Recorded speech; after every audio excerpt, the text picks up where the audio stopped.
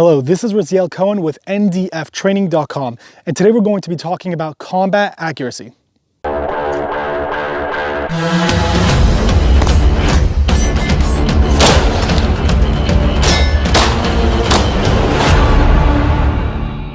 So what is combat accuracy? Combat accuracy is what is effectively going to happen during a gunfight. So if you're at the range and you're standing at 15 yards and you're nailing the targets exactly the way you want them to be hit, that's not going to be the same as once you get into an actual gunfight, understanding where the bullets are going to be impacting.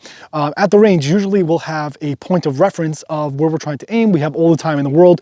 We can focus on our proper trigger press, our breathing and all that, and see how our shots have an effect.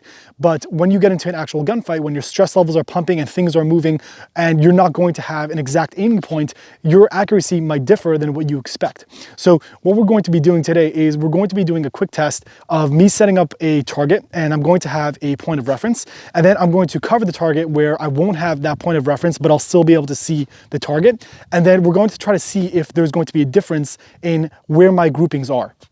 So to start off, I'm just going to aim for the center of the head. We're going to do it maybe on a timer just to try to get a little bit more like stress implementation into it.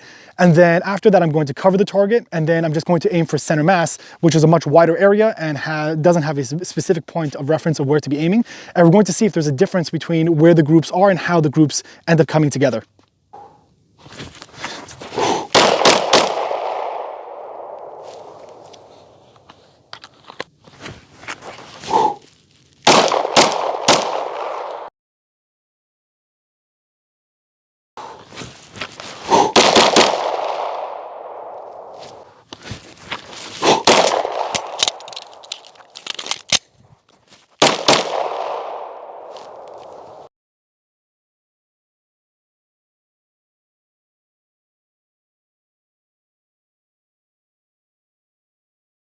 So although my initial shots to the head were not exactly where I wanted them to be, you could see very quickly that when I transitioned and shot at a shirt that was over the target, since I have a lot more room of where potential impacts could be, my groups started to spread a little bit more.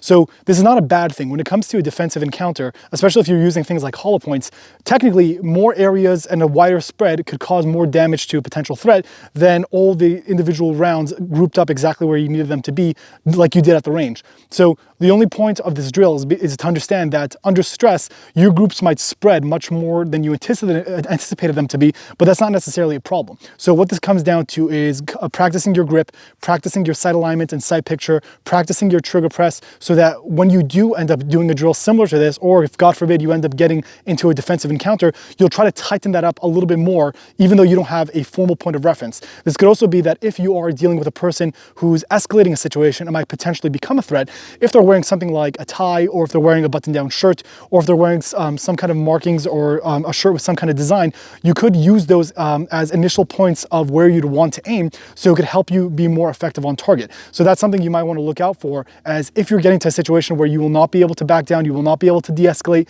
you already tried all other methods of avoiding the situation to the best of your ability, using something like that as a reference point of where you could potentially aim might help you be more accurate and more effective when you're on target. This is Raziel Cohen with ndftraining.com. Thank you for watching.